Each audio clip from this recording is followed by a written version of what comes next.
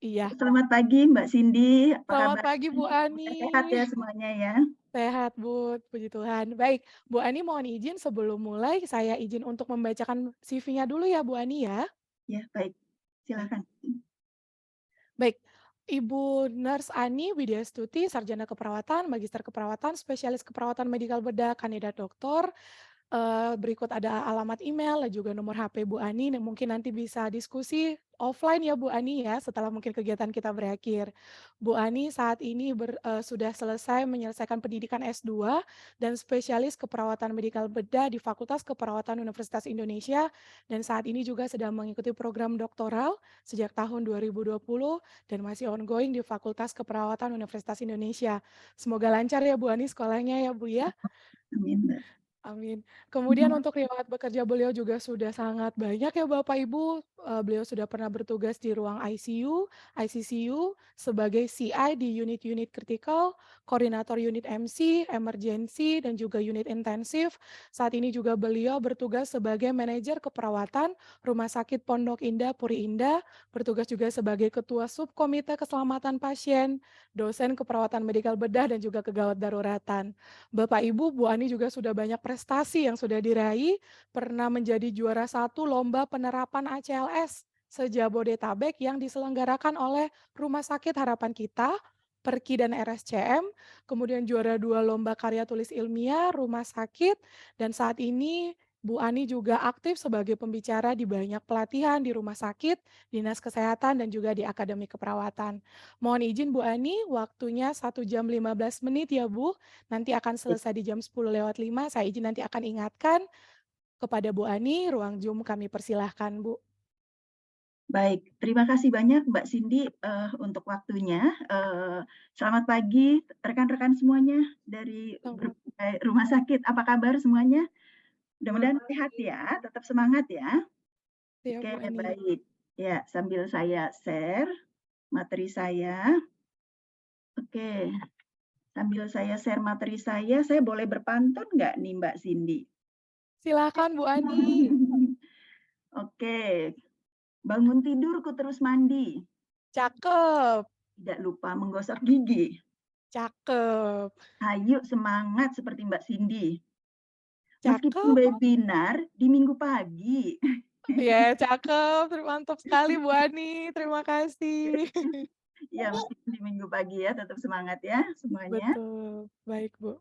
Oke, salam kenal semuanya. Saya Ani Widyastuti, saya mungkin dari Rumah Sakit Pondok Indah Group ya. Jadi saya mungkin lama memang di Rumah Sakit Pondok Indah. Mungkin teman-teman dari berbagai rumah sakit salam kenal ya semua. Saya sangat senang sekali ya pagi ini bisa menyapa semua dalam kondisi sehat.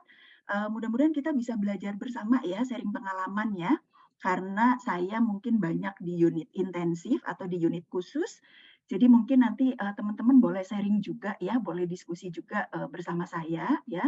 Jadi kita saling berbagi ya apa tentang bagaimana perawatan khususnya terkait ketenagaan ya di unit khusus atau baik di unit intensif atau unit lainnya ya, boleh ya. Baik, apakah sudah terlihat materi saya, Mbak Cindy? Mohon izin Bu, belum full screen. Oh baik baik. Apakah sudah? Sudah Oh full ya, screen? sudah Ibu, silakan. Baik, terima kasih Mbak Cindy.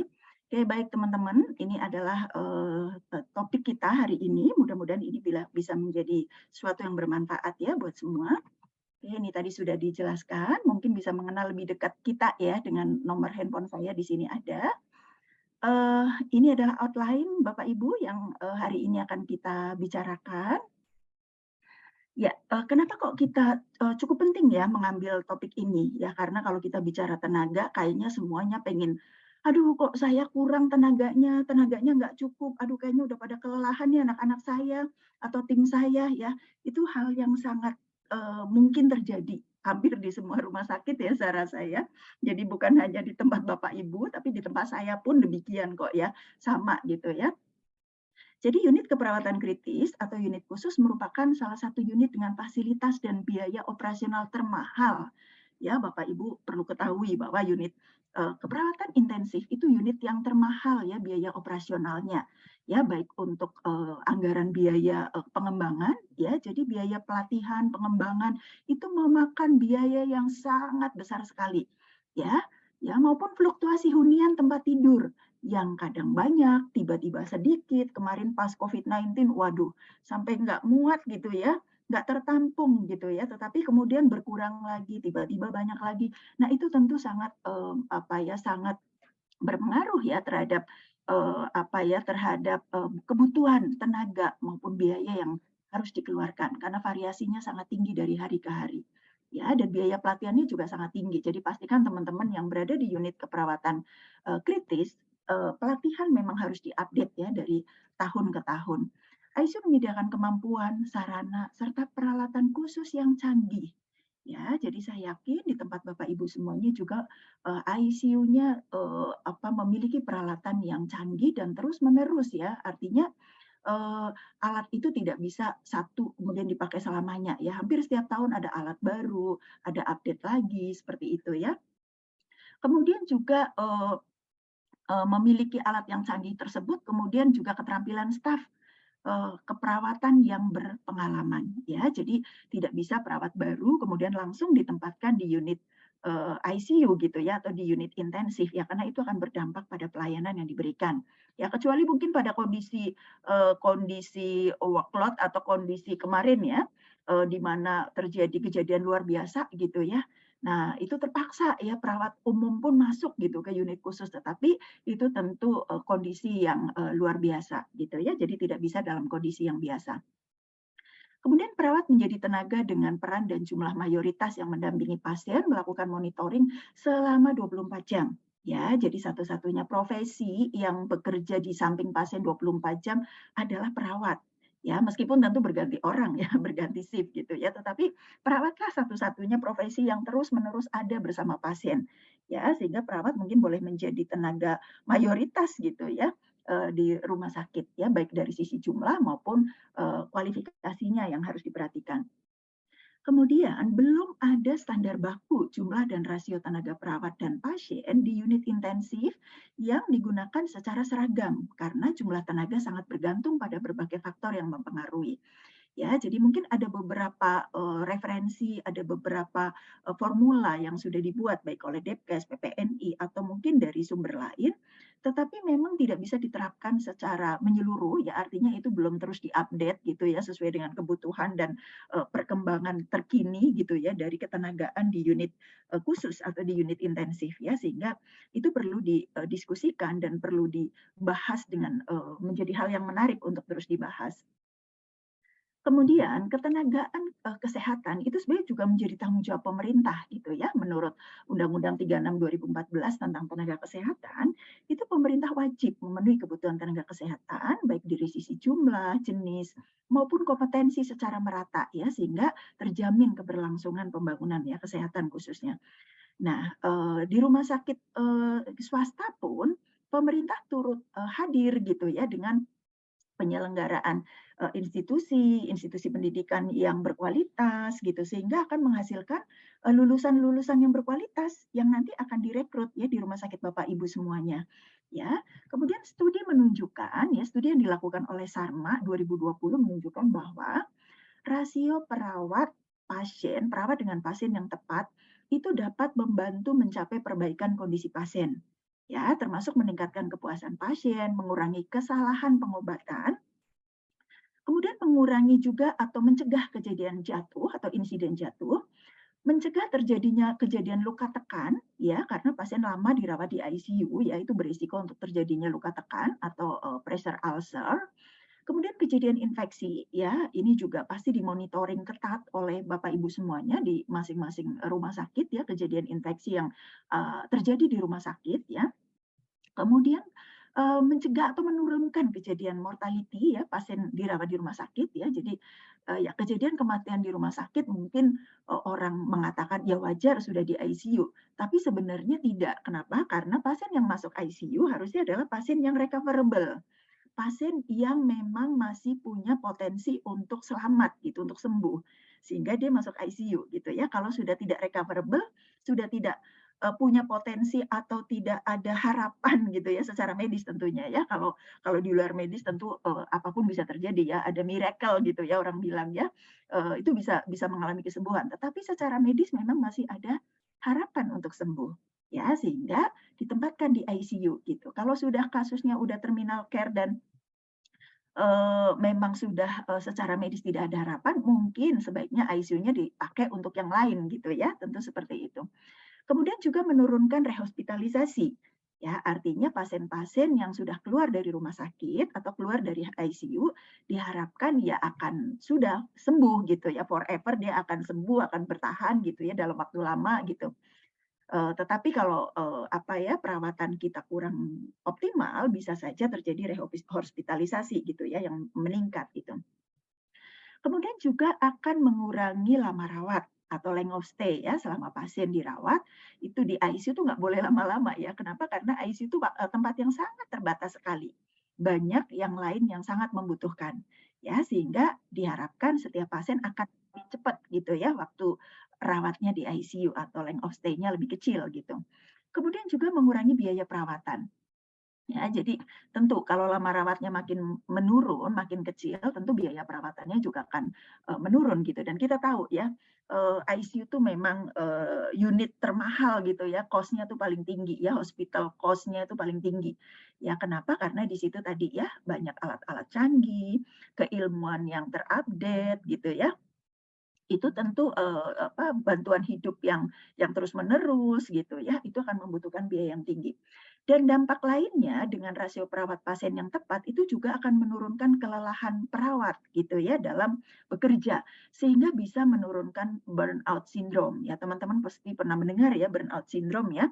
Burnout syndrome ini satu istilah yang menggambarkan bagaimana eee apa ya, tingkat kelelahan perawat yang tinggi dalam bekerja, yang salah satunya mungkin bisa disebabkan karena rasio perawat pasien yang tidak tepat gitu ya, sehingga bisa berdampak pada, stres ya pada perawat ya, baik stres mungkin secara fisik, kemudian secara, psikologis gitu ya, sehingga akan menimbulkan, menurunnya kinerja dari perawat ya.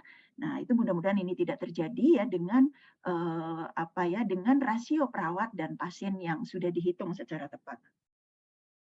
Nah, sebelum kita masuk ke perencanaan dan penghitungan tenaga, kita berikan gambaran sedikit gitu ya tentang, unit khusus. Kita bicara di sini adalah intensive care unit, merupakan bagian dari rumah sakit yang mandiri ya dengan staf dan perlengkapan khusus yang ditujukan untuk observasi, perawatan, terapi pasien, cedera ya, penyulit yang mengancam nyawa atau potensial mengancam nyawa. Ini menurut Kepmenkes RI 2010.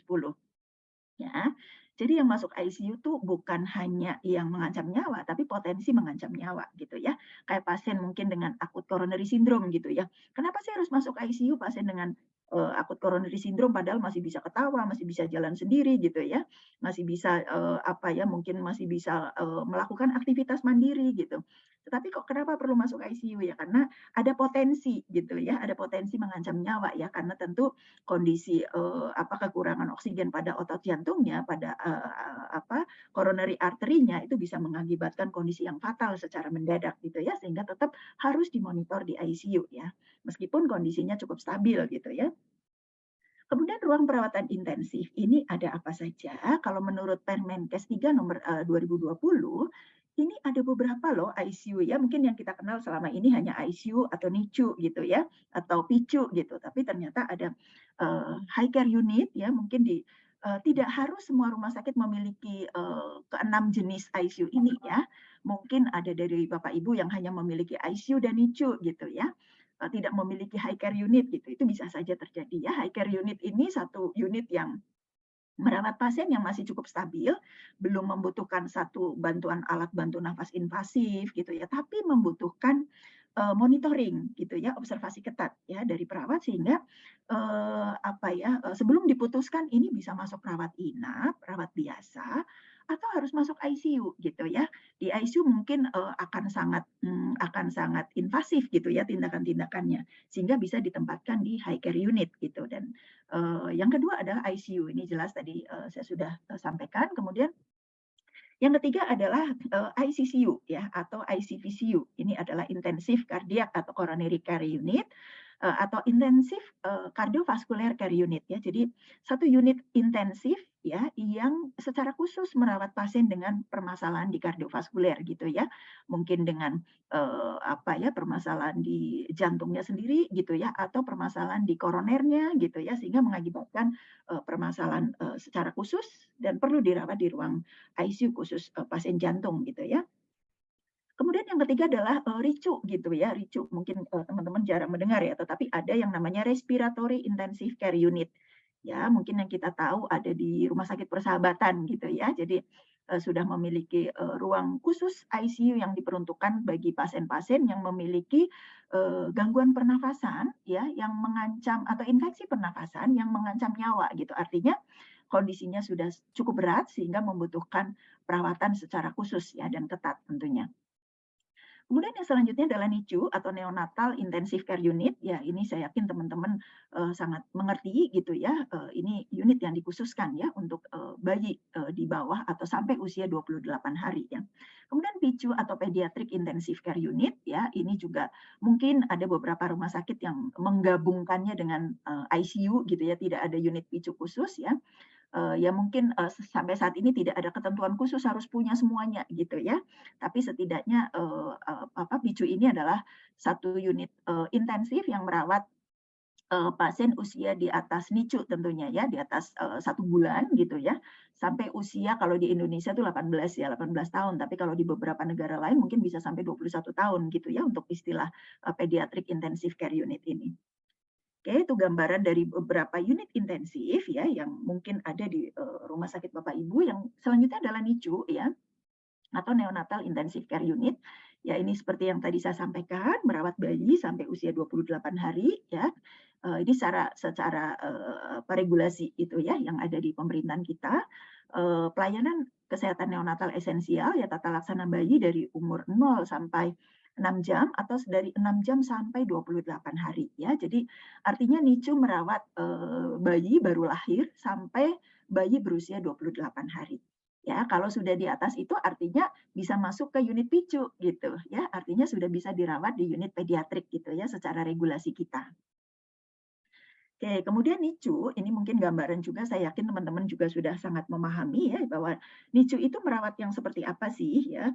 NICU adalah perawatan intensif yang digunakan untuk merawat bayi dengan kondisi bayi prematur ya tentunya ya Bapak Ibu yang bertugas di unit NICU ya tahu ya bahwa bayi prematur itu ada yang namanya extremely preterm atau kurang dari 24 minggu, kemudian very preterm atau kurang dari 32 minggu, kemudian moderately yang kurang dari 34 minggu dan late preterm atau kurang dari 37 minggu ya. Ini semua masuk dalam kategori, prematur gitu ya.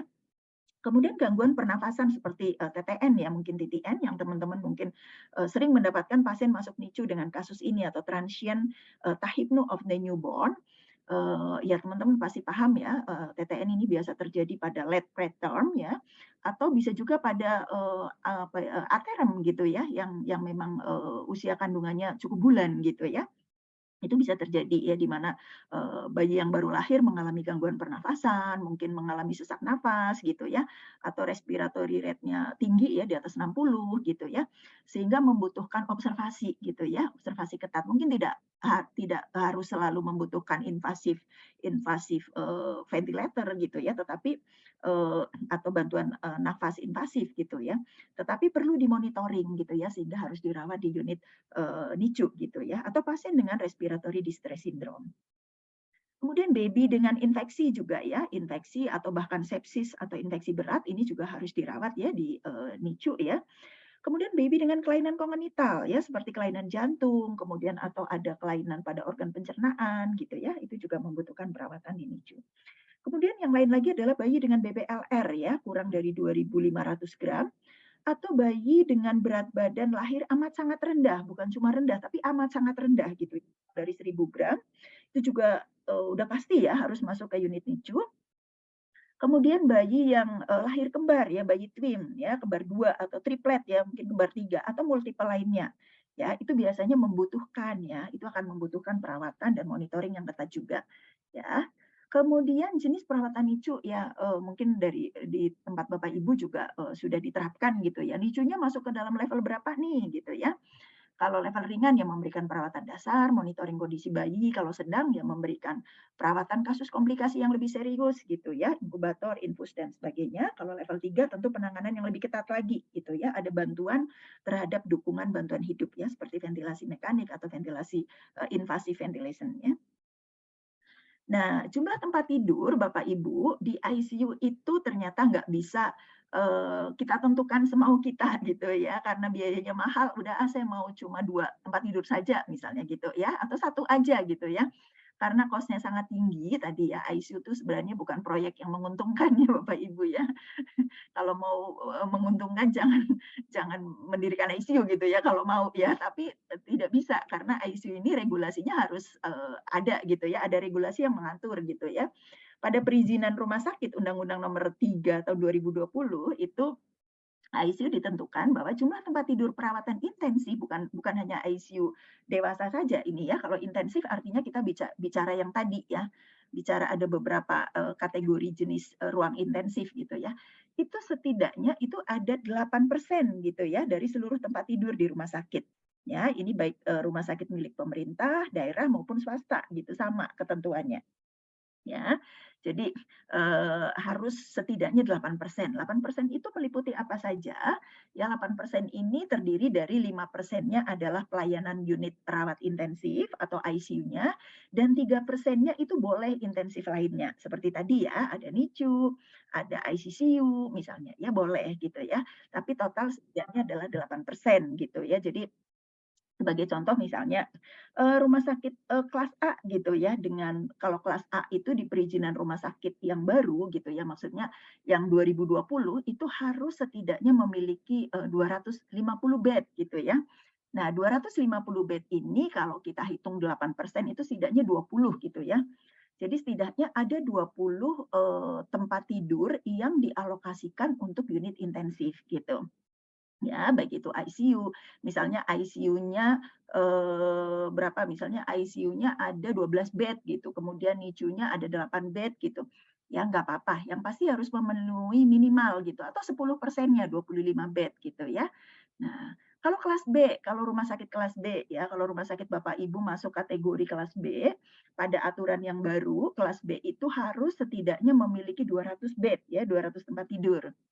Nah, kalau 200 tempat tidur artinya Bapak Ibu harus memiliki setidaknya gitu ya, itu ada 16, kapasitas ICU-nya ya. Kapasitas ICU-nya minimal adalah minimal ya, harus 16 gitu ya. Kalau 8%, kalau 20%-nya harus 20 gitu. Nah, itu yang harus dipersiapkan. Ya, jadi total unit intensifnya itu, harus 16 bed ya untuk kelas B. Ya, jika rumah sakitnya kelas C atau kelas D nanti akan menyesuaikan seperti itu ya. Nah, seperti apa sih ruang lingkup pelayanan ICU? Ini perlu diketahui dulu nih Bapak Ibu ya, menurut Kemenkes 778 2010, ICU itu melakukan apa saja sih gitu yang harus dikerjakan, yang harus dipenuhi di unit ICU, pelayanan apa saja. Yang pertama adalah pelayanan diagnosis dan penata laksanaan spesifik ya, penyakit-penyakit akut atau penyakit yang mengancam nyawa atau menimbulkan kematian gitu ya. Ini sangat apa ya, penting ya untuk dikelola dengan baik, berikan pelayanan dengan baik pada pasien-pasien yang memang sudah, kondisi kritis gitu ya, sehingga harus ditangani di ICU. Kemudian memberikan bantuan dan mengambil alih fungsi vital tubuh ya, sekaligus melakukan pelaksanaan spesifik ya, problem dasar. Ya, jadi pasien-pasien yang ke ICU tentu dia, fungsi vital tubuh misalnya fungsi paru-parunya memang mengalami, gangguan gitu sehingga tidak bisa bernafas normal, maka harus disupport gitu ya dengan, ventilasi mekanik gitu ya.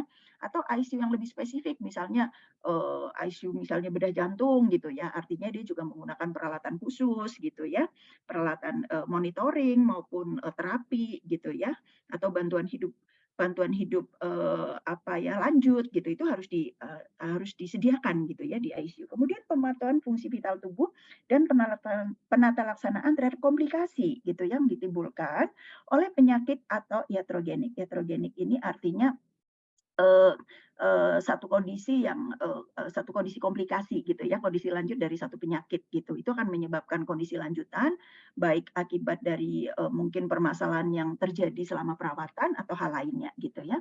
Kemudian memberikan bantuan psikologis juga ya, jadi pasien-pasien di ICU dengan, apa ya, menggunakan, alat bantu khusus, sangat tergantung dengan mesin, ya sangat tergantung dengan perawat, dengan dokter, ya itu membutuhkan bantuan psikologis. Makanya kita tahu ya teman-teman yang bertugas di unit intensif, meskipun pasiennya tidak sadar gitu ya, meskipun pasiennya koma gitu ya, atau menggunakan alat bantu nafas, tidak bisa bicara.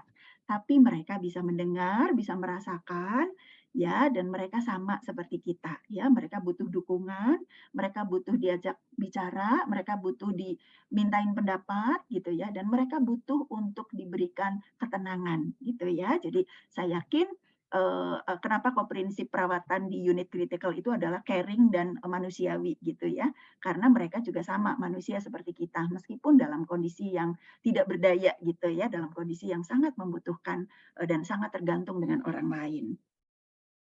Oke, kemudian kita masuk ke pokok bahasan yang ketiga adalah tenaga kesehatan. Tenaga kesehatan adalah setiap orang yang mengabdikan diri ya dalam bidang kesehatan tentunya, memiliki pengetahuan dan keterampilan melalui pendidikan, yang, membutuhkan, kewenangan gitu untuk melakukan upaya kesehatan. Ini menurut Kemenkes 2015, teman-teman pastikan ya, bahwa mereka yang bekerja di unit, khusus atau di unit intensif, itu mereka sudah diberikan kewenangan yang sesuai gitu ya. Saya yakin, akreditasi ya, baik akreditasi nasional maupun internasional sama ya, setiap, perawat yang bertugas dimanapun gitu ya, apalagi di unit khusus, itu mereka memiliki dan sudah diberikan, surat penugasan klinis atau kewenangan oleh direktur ya, sehingga mereka, apa ya, berwenang gitu ya untuk melakukan tugas-tugas sesuai dengan, rincian kewenangan klinis yang diberikan. Kemudian tenaga kesehatan yang telah ditempatkan di fasilitas kesehatan wajib melaksanakan tugas sesuai dengan kompetensi dan kewenangannya. Ya, jadi kalau sudah, dikeluarkan surat penugasan klinis, maka setiap perawat akan melakukan tugas-tugasnya ya sesuai kompetensi dan kewenangannya. Perawat memiliki kewenangan untuk melakukan asuhan keperawatan secara mandiri dan komprehensif, serta tindakan kolaborasi. Ya, jadi ini ada undang-undangnya ya di Undang-Undang RI Nomor 36 2014 ya. Ini akan mengatur tentang bagaimana tenaga kesehatan ya harus melakukan apa tindakan asuhan keperawatan ya secara mandiri maupun komprehensif. Kemudian perawat yang bertugas di unit intensif diharapkan juga mampu ya untuk melakukan perawatan pada kondisi kritis mengancam jiwa ya, sehingga dia juga harus membutuhkan perhatian, pengetahuan, keterampilan khusus untuk dapat memberikan tindakan dengan cepat dan tepat ya. Jadi perawat juga membutuhkan support untuk itu. Nah, ini teman-teman, Bapak Ibu semuanya saya yakin, sangat mengetahui ya, asuhan keperawatan komprehensif itu adalah dari pengkajian sampai evaluasi ya. Jadi, ini tidak pernah lepas ya, ini menjadi tugas utama kita ya, tugas utama kita bukan melakukan tindakan medik gitu ya, tetapi adalah melakukan tindakan asuhan keperawatan sesuai, dengan kompetensi kita secara komprehensif gitu ya. Jadi pengkajian, melakukan, diagnosis keperawatan, kemudian diagnosa keperawatan, kemudian membuat perencanaan, melakukan tindakan keperawatan evaluasi ya, meskipun di unit keperawatan khusus ini tetap dilakukan. Kenapa saya membahas ini dulu? Karena ini adalah bagian dari apa ya, tugas perawat gitu ya. Karena dalam menghitung tenaga kita harus menghitung ini dulu nih. Ya, kalau mau menghitung tenaga, merencanakan ketenagaan, kita harus memperhatikan dulu perawat tugasnya apa sih? Apa sih yang dikerjakan perawat? Sebanyak apa sih tugas-tugas perawat? Ya, sehingga kok itu harus nanti dimasukkan gitu dalam penghitungan penghitungan tenaga gitu ya. Kalau perawatnya hanya melakukan pengkajian aja, yang lain dilakukan orang lain mungkin akan berbeda gitu ya tenaga yang dibutuhkan ya. Sehingga kita harus paham dulu apa sih yang dikerjakan oleh perawat, apa sih tanggung jawab mereka sehingga kita membutuhkan tenaga keperawatan yang cukup ya di unit keperawatan khusus.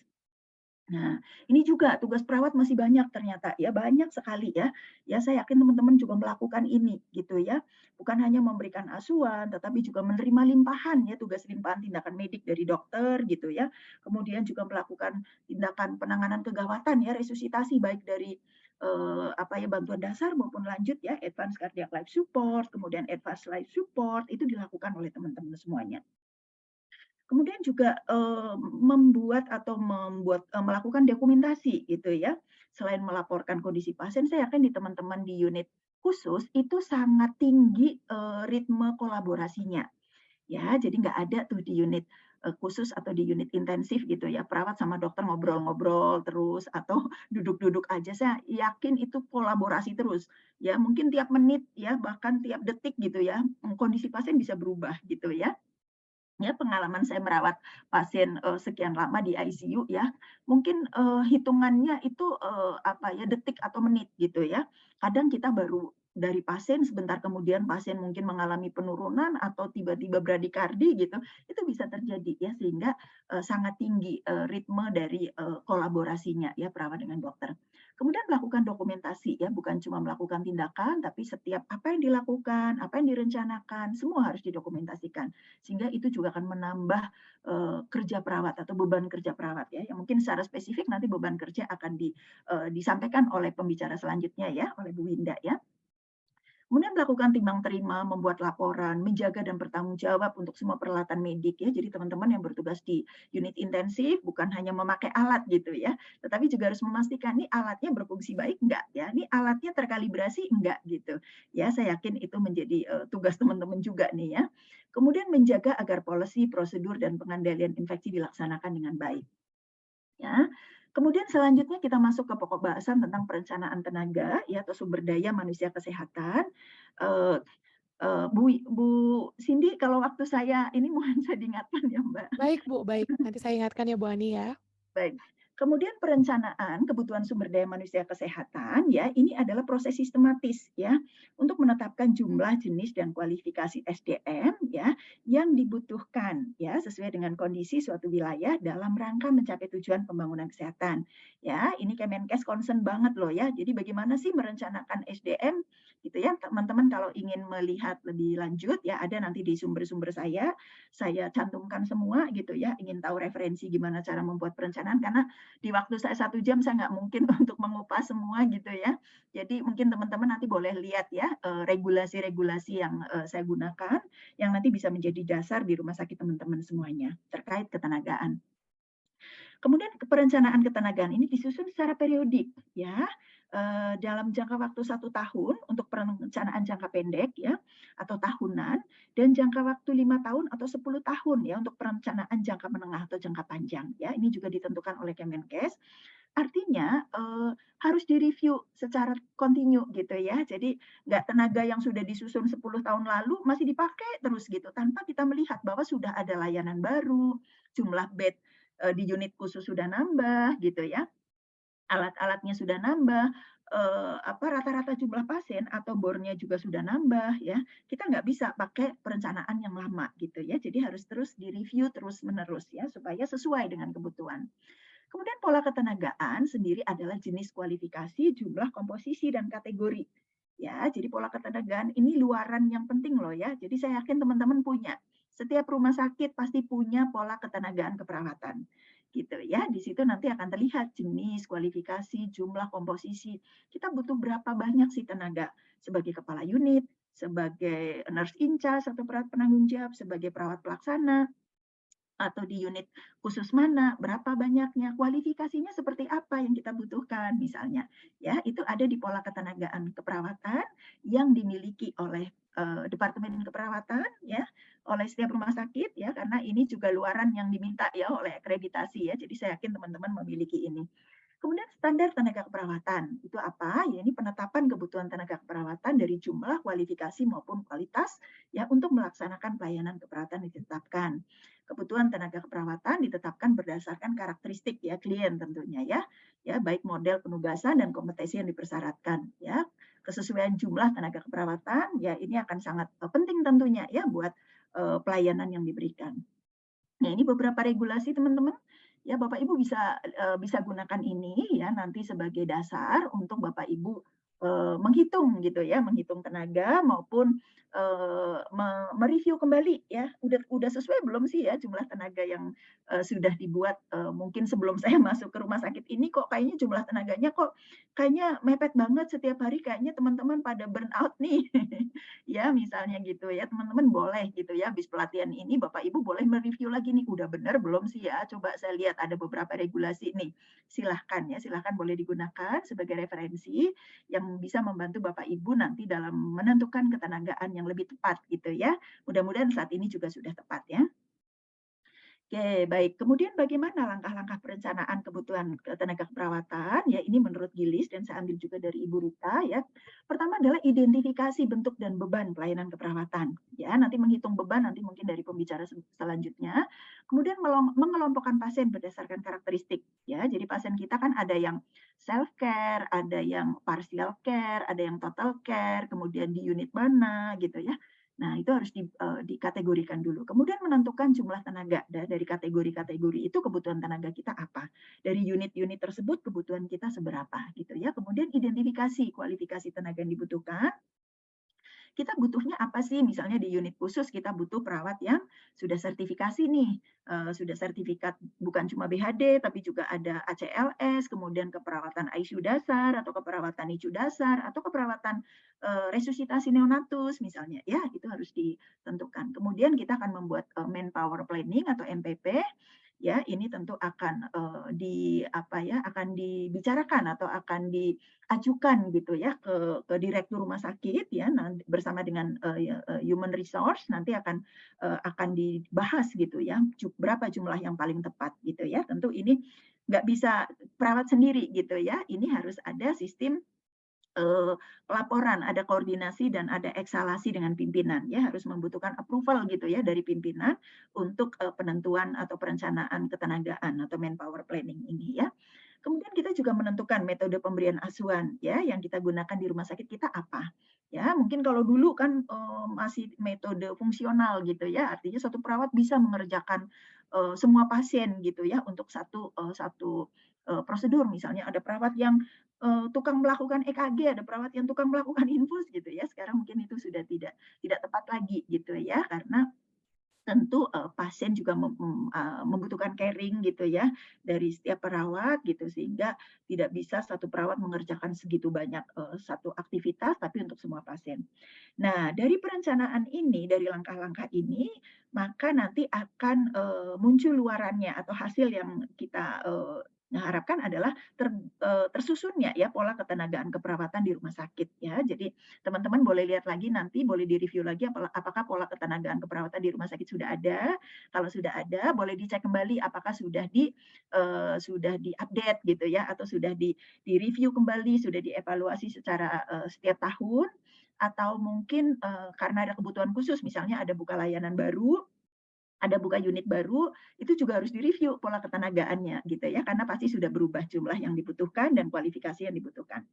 Kemudian tenaga keperawatan luaran lainnya adalah tenaga keperawatan yang bertugas di unit kerja sudah sesuai dengan MPP atau manpower planning kita belum.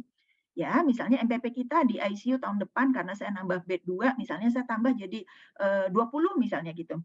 Nah, apakah di akhir tahun tenaga tersebut sudah sesuai gitu jumlah dan kompetensinya. Misalnya saya minta tenaga yang 20 orang tetapi yang memiliki sertifikat A, B, C, D misalnya gitu. Nah, itu akan dievaluasi kembali apakah sudah tercapai atau belum. Kemudian keperencanaan ketenagaan itu juga harus memperhatikan beberapa faktor seperti jenis gitu ya, kualifikasi, jumlah pengadaan gitu ya. Kemudian juga distribusi tenaga ya, kemudian penyelenggaraan ya, upaya kesehatan ya, itu juga harus, kemudian ketersediaan fasilitas pelayanan ya, itu juga kemampuan pembiayaan, kemudian kondisi geografis kebutuhan masyarakat ya, itu harus diperhatikan ya. Ini menurut Undang-Undang Nomor 36 Tahun 2014 dan Bapak Ibu juga harus pastikan melihat ya bagaimana tipe rumah sakit kita ya. Apakah kita masuk ke kelas A, B, kemudian C atau D gitu ya. Itu juga akan berpengaruh terhadap jumlah tenaga yang akan kita hitung gitu ya, akan kita butuhkan karena di awal tadi saya sampaikan misalnya kelas A itu menurut menurut perizinan rumah sakit itu kan harus 250 bed gitu ya. Otomatis MPP kita juga akan meningkat gitu ya sesuai dengan karena sekarang itu sudah menjadi ketentuan baku gitu ya. Harus gitu. Jadi kalau kelas B ya berarti Bapak Ibu butuh 200 gitu ya, butuh 200 tenaga perawat gitu ya. Tentu itu yang harus 200 bed maksud saya. butuh 200 bed yang harus kapasitasnya harus mencapai 200 dan tenaga perawatnya tentu juga harus menyesuaikan. Kemudian level ICU-nya atau level unit intensifnya juga menjadi pertimbangan juga ketika kita merencanakan ketenagaan, ICU kita jenisnya apa, primer, sekunder, atau bahkan sudah tersier ya, sudah menjadi ICU rujukan ya, ya tentu kebutuhan tenaganya juga akan makin tinggi. Kemudian tingkat ketergantungan pasien kita, ya, apakah pasien yang banyak dirawat di unit kita itu adalah pasien yang self care, partial care, atau total care gitu ya. Ya kalau unit khusus atau di ICU mungkin mayoritas itu total care ya. Jadi itu memang harus diperhatikan kembali. Tapi kalau untuk unit rawat inap ya, ya tentu total care-nya harusnya jauh lebih sedikit ya. Kemudian jenis perawatannya juga ya, ini perawatan. Jadi perawat itu nggak hanya melakukan perawatan langsung ya Bapak Ibu ya, nggak hanya sesuatu yang berkaitan langsung dengan pasien, tetapi juga ada yang tidak langsung maupun memberikan penyuluhan kesehatan. Baik, selanjutnya adalah seperti apa sih kualifikasi tenaga di unit khusus ya. Kualifikasi tenaga yang bekerja di unit khusus mempunyai pengetahuan yang memadai, mempunyai keterampilan yang sesuai, mempunyai komitmen ya tentu terhadap waktu ya. Nah, ini adalah persyaratan yang ditentukan oleh Kepmenkes 1778/2010 Bapak Ibu ya. Jadi ada Kepmenkes khusus yang membahas tentang ICU gitu ya. Jadi Bapak Ibu boleh jadikan referensi juga ya. Dan mungkin saat ini juga sudah digunakan di rumah sakit Bapak Ibu ya. Untuk perawat itu seperti apa kualifikasinya? Untuk perawat primer, ICU primer ya, kalau ICU-nya stratanya adalah primer, maka setidaknya ada perawat terlatih yang bersertifikat BHD atau ACLS gitu ya, atau bantuan hidup lanjut gitu. Tapi untuk strata sekunder, kalau ICU-nya di rumah sakit Bapak Ibu misalnya masuk kategori sekunder, maka minimal ada 50% dari jumlah perawat di unit intensifnya itu sudah terlatih dan bersertifikat ICU. Terlatih tadi ada sertifikat ICU, ada ACLS ya, itu setidaknya 50%. Tapi kalau Bapak Ibu ICU-nya sudah pada level tersier, maka harus minimal 75% ya dari jumlah seluruh perawat yang bertugas itu harus sudah memiliki sertifikat ya, sertifikat ICU atau sertifikat ACLS gitu. Ya, jadi sesuai dengan tadi yang saya sampaikan bahwa harus mempertimbangkan juga kategori atau strata ICU-nya tuh masuk yang mana gitu ya, karena itu akan mempengaruhi jumlah dan kualifikasi ketenagaan yang kita butuhkan di ICU. So, bagaimana nih kebutuhan perhitungan tenaga unit khusus ini ya? Nah, dalam menentukan kebutuhan tenaga perawatan, ini ada beberapa faktor ya, atau beberapa variabel yang Bapak Ibu harus perhatikan. Pertama adalah jumlah rata-rata pasien perharinya berapa gitu ya. Nanti bisa dihitung dari kapasitas bed ya, misalnya Bapak Ibu punya 10 bed gitu ya. Kemudian bornya misalnya bornya kalau dilihat 70% misalnya ya, bor misalnya ditarik dalam setahun gitu ya, bed occupation rate-nya ditarik setahun 70%, maka Bapak Ibu tinggal mengalihkan saja ya kali kapasitas, maka rata-rata pasien per hari di unit Bapak Ibu adalah 70 kali berapa tadi misalnya 10 gitu ya, artinya ada 7 pasien gitu ya. Rata-rata pasien per hari di unit ICU atau di unit intensif Bapak Ibu 7 misalnya gitu ya. Kemudian tingkat ketergantungan pasien tadi ya bisa dilihat dari self care atau total care gitu ya. Kemudian metode penugasan tadi saya juga sudah jelaskan. Kemudian kebutuhan edukasi pasien dan keluarga ya. Ya ini beberapa ada yang menyatakan mungkin per pasien butuh 15 menit ya, ada yang butuh 25 menit ya. Terkadang juga sebenarnya melihat kondisi pasien ya, tapi ini bisa dihitung rata-rata ya. Nanti bisa dihitung dalam beban kerja juga ya. Kemudian kebutuhan pelatihan perawat ya. Jadi ICU merupakan unit atau unit khusus merupakan unit dengan kebutuhan pelatihan tertinggi. Makanya tadi biaya biaya ketenagaan ya, biaya atau budget tertingginya itu sebenarnya untuk ketenagaan gitu ya. Maksudnya sebenarnya gitu ya. Jadi kalau artinya Bapak Ibu bertugas di unit intensif tapi kok udah setahun ini nggak pernah pelatihan. Nah, itu ada something wrong nih. Kenapa nih kok saya belum update nih ilmunya gitu ya. Jadi itu perlu perlu direview lagi nih, kok saya udah setahun nggak pelatihan ya, padahal saya bekerja di unit khusus gitu ya. Jadi karena biaya pelatihan memang paling tinggi ya di unit khusus biaya pengembangan. Kemudian kegiatan non nursing juga harus diperhatikan nih. Ya, Bapak Ibu ada inventaris alat, pengecekan fungsi alat, itu sebenarnya kegiatan-kegiatan yang bukan keperawatan langsung gitu ya, tetapi itu menjadi beban juga kan buat perawat, ya itu perlu diperhitungkan juga gitu ya. Kemudian rasio perawat pasien ya, mungkin nanti saya perlihatkan beberapa sumber bahwa rasio perawat pasien untuk semua sumber ya, baik nasional maupun internasional mengatakan bahwa pasien dengan ventilator ya dengan invasive ventilation itu harus 1:1 gitu ya. Jadi perawat itu satu dan pasien satu. Jadi nggak boleh satu perawat pegang 2 gitu ya. Tetapi mungkin untuk pasien yang kondisi stabil, tidak ada bantuan nafas, ya maksimal boleh sampai 2 gitu ya. Artinya satu perawat pegang 2. Tapi untuk kondisi yang pasiennya, mungkin bukan stabil ya, kalau di ICU sebenarnya masih tidak stabil, tapi tidak membutuhkan penanganan secara khusus seperti tadi ya, alat bantu hidup gitu ya, ventilator atau peralatan lainnya mungkin ya, seperti mungkin, CVVH misalnya gitu ya, atau CRRT ya. Nah itu tentu, masih masih memungkinkan gitu ya.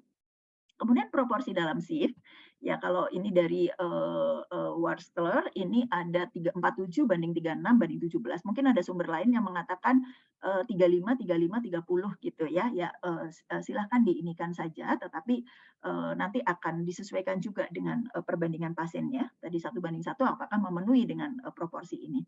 Kemudian perawat in charge juga harus diperhitungkan Bapak Ibu, kadang ketenagaan belum memperhitungkan jumlah, perawat in charge atau nurse in charge ya. Itu harus diperhatikan ya. Kemudian, nah ini nanti bisa juga disesuaikan atau dikoreksi sesuai dengan kebutuhan dan kebijakan institusi. Oke, nah ini saya hanya ingin menyampaikan bahwa tadi ya, keperawatan, yang dilakukan oleh perawat itu bukan hanya perawatan langsung. Ya, perawatan langsung itu artinya yang kita berikan langsung, baik fisik, psikologis maupun spiritual. Artinya kita ketemu pasien langsung dan melakukan langsung di hadapan pasien gitu ya. Ini mungkin dari beberapa sumber ya, ini Hutchinson mengatakan self care itu 2 jam, partial care itu 3 jam, total care itu 4 sampai 6 jam, intensive care itu 8 jam. Tapi kalau DFS mengatakan intensive care itu 12 jam gitu ya. Karena mungkin mempertimbangkan perawatan di kita nih cukup, ini sekali gitu ya. Kemudian perawatan tak langsung juga ada ya, artinya perawat juga melakukan perawatan tidak langsung seperti tadi ya, memastikan bahwa alat-alat yang digunakan di ICU itu memang, dilakukan, pengetesan fungsi dengan baik, dilakukan kalibrasi dengan baik gitu ya. Bapak Ibu saya yakin, defibrilator yang ada di unit Bapak Ibu dicek itu pun setiap hari, bahkan mungkin setiap shift gitu ya. Kenapa? Karena, kita ingin memastikan bahwa ketika pasien kita membutuhkan alat tersebut, saat itu juga memang berfungsi dengan baik ya, sehingga perawatan tidak langsung ini banyak sekali. Kemudian dokumentasi, kemudian perawat harus melakukan juga membaca catatan medis lain gitu ya, karena kita nggak mungkin bisa paham kondisi pasien secara keseluruhan kalau kita tidak membaca catatan terintegrasi gitu ya, catatan dari teman kita, catatan dari dokter gitu kan. Nah, kalau menurut, beberapa penelitian ini dari Rumah Sakit Detroit, ini ada 38 menit per pasien, kemudian di John Hopkins ini 60 menit per pasien ya. Ini mungkin nanti bisa dilihat lagi, tapi rata-rata mungkin 1 jam lah ya kita butuh untuk melakukan ini setiap harinya ya. Kemudian pendidikan kesehatan ini juga ya, ini juga tidak mungkin tidak dilakukan ya, perawat adalah pendidik juga gitu ya, salah satu peran perawat adalah pendidik. Ya, artinya memberikan penyuluhan kesehatan kepada pasien, warga gitu ya, itu sekitar 15 menit per pasien gitu ya. Oke, nah ini adalah gambaran ya, ini gambaran buat Bapak Ibu, nanti kalau Bapak Ibu ingin melihat gitu ya, di internasional seperti apa sih, di negara lain seperti apa sih gitu ya, rasio perawat dengan pasien gitu ya yang dibutuhkan. Mungkin secara keseluruhan gitu ya, mungkin saya lihat dari yang, ini dengan The British ya, British BACCN ya, The British Association, Critical Care ya, Critical Care Nurse, ini dia juga 1:1 kata dia gitu ya. 1:1 pokoknya dia udah fix lah gitu ya, pasien dengan ventilator tuh harus 1:1 gitu ya. Kemudian di beberapa tempat lain gitu ya, misalnya di NNU gitu ya, USA gitu ya, itu juga sama ya. Itu juga sama, kemudian NICU itu bisa 1:1 sampai 2 gitu ya, diperbolehkan. Kemudian untuk, unit-unit lain itu rata-rata memang 1:1 atau 1:1 sampai 2 ya. Nanti mungkin teman-teman bisa lihat juga, ini bisa sebagai referensi ya, artinya memang apa yang, regulasi yang berjalan di kita pun, yang kita sudah gunakan saat ini, ternyata ada dasar ya. Misalnya pediatrik boleh 1 sampai 2 gitu ya, kemudian di, surgical boleh 1 sampai 3 gitu ya, boleh 3 pasien gitu. Itu berjalan sama gitu ya, ternyata di unit-unit lain itu sama ya. Kalau di, pediatrik mungkin menggunakan level-level gitu ya, di NICU juga gitu ya, tapi rata-rata adalah sama gitu ya, berbanding 1 atau 1 sampai 2 gitu. Ini hanya sebagai gambaran di negara lain ya Bapak Ibu ya. Nah, kita masuk ke penghitungan tenaga ya, ini adalah beberapa formula yang bisa menjadi gambaran Bapak Ibu atau bisa menjadi referensi ya. Ini nggak hanya di unit, khusus ya Bapak Ibu ya, bahkan mungkin, formula-formula seperti Douglas ya, kemudian Giles ya, itu mungkin mungkin banyak digunakan untuk unit rawat inap ya biasanya ya. Ya, jadi metode Douglas ini menekankan kepada, apa ya, klasifikasi pasien ya dari minimal, parsial, total care gitu ya. Jadi yang pertama adalah mengklasifikasikan. Douglas sudah menentukan secara fix gitu ya nilai-nilainya. Misalnya kalau dia minimal artinya satu pasien membutuhkan 0,17 gitu ya. Apa nilai-nilai yang dia tentukan adalah 0,17, kemudian parsial itu 0,27, kemudian total itu 0,36, itu udah fix gitu ya. Jadi ya itu dari penelitiannya Douglas tentunya dia sudah berusaha gitu ya sampai bisa merumuskan angka ini gitu. Dari penelitian yang tentu panjang gitu ya. Nah, di bawahnya ini ada contoh ya, Bapak Ibu bisa lihat. Contoh 17 pasien gitu ya, di mana 3 orang itu, dengan ketergantungan minimal, kemudian 8 orang dengan ketergantungan parsial, kemudian 6 orang dengan ketergantungan total atau total care, maka berapa tenaga yang dibutuhkan gitu ya. Jadi kalau, minimal berarti si pagi, minimal tadi penghitungannya 0,17 gitu ya. Jadi 0,17 karena dia jumlah, minimal di pagi hari gitu ya, 0,17. Kalau di sore hari kan 0,14 ya, di malam hari 0,07. Nah, itu tinggal dihitung dikalikan dengan jumlah pasien kita yang minimal gitu. Ya, demikian juga yang parsial, kemudian yang total. Nah, nanti diakumulasi dari yang dinas pagi, sore, malam, kemudian minimal, parsial, dan total, maka akan ketemu ya jumlahnya. Kalau di contoh ini akan ditemukan 11 orang perawat ya. Nah, tapi ini juga nanti, akan disesuaikan lagi ya Bapak Ibu ya, apakah memungkinkan nih 11 orang merawat ini untuk shift pagi, shift sore, shift malam gitu ya. Nah tentu, apakah ini sudah mempertimbangkan juga lost day-nya ataukah sudah mempertimbangkan waktu pengembangannya gitu ya. Nanti, seperti saya sampaikan tentu akan, dilihat lagi kebutuhan di masing-masing institusi. Nah, mungkin contoh, atau formula yang lain yang ingin saya, sampaikan adalah metode Gilis ya. Ini saya yakin Bapak Ibu juga sudah pernah mendengar ya, Gilis itu termasuk Gilis, Douglas itu termasuk beberapa formula yang sering dibahas atau digunakan gitu ya bagi, penghitungan tenaga keperawatan gitu ya. Jadi di sini untuk Gilis ini kita menghitung jumlah tenaga perawat itu, menggunakan rumus A kali B kali 365, di mana A adalah rata-rata jam perawatan per hari gitu ya. Rata-rata jam perawatan per hari misalnya, di tempat Bapak Ibu 6 jam atau 7 jam ya, walaupun mungkin yang paling sering digunakan adalah 7 jam misalnya gitu ya. Kemudian B adalah, jumlah rata-rata pasien per hari gitu ya. Nah, rata-rata pasien per hari berapa ya? Tadi saya sudah sampaikan ya di awal, sebelumnya bahwa misalnya bor Bapak Ibu itu 70% gitu ya. Kemudian jumlah, kapasitas bed di tempat Bapak Ibu misalnya kita ekstrim lah 100 misalnya gitu ya. Ya maka, 70 bor kali jumlah tempat tidur itu 100, maka rata-rata jumlah pasien di tempat Bapak Ibu ada 70 gitu ya. Jadi 70 pasien per hari misalnya gitu ya itu. Kemudian, C adalah jumlah hari libur ya, ya hari libur ini tentu, ada perhitungannya ya, dalam setahun itu ada berapa sih jumlah hari libur gitu ya, hari cuti dan lain-lain gitu. Kemudian dibagi dengan, jumlah, hari kerja selama setahun gitu ya. Dikurangi dengan tadi ya, jumlah hari libur atau lost day-nya gitu. Nah, kemudian dimasukkan ke dalam formula, ini adalah contoh ya teman-teman boleh boleh gunakan ini sebagai contoh saja ya. Bila rumah sakit dengan jumlah, tempat tidur 100 dengan bornya 70 gitu ya, berapa tenaga yang dibutuhkan gitu ya menurut rumus Gilis gitu ya. Menurut rumus Gilis berapa ya jumlah tenaga yang dibutuhkan kalau di rumah sakit saya ada 100 bed gitu dan bor di rumah sakit saya itu 70 gitu. Ya, maka dimasukkan ke dalam formula ini akan ditemukan, 88, tenaga perawat yang dibutuhkan. Ya, Bapak Ibu, silakan memasukkan. Untuk mempermudah misalnya Bapak Ibu juga boleh memasukkan ke dalam Excel gitu ya, sehingga ketika kita rubah-rubah bornya turun misalnya gitu ya, apa ya, akan dengan mudah jumlah tenaganya juga akan, berubah gitu.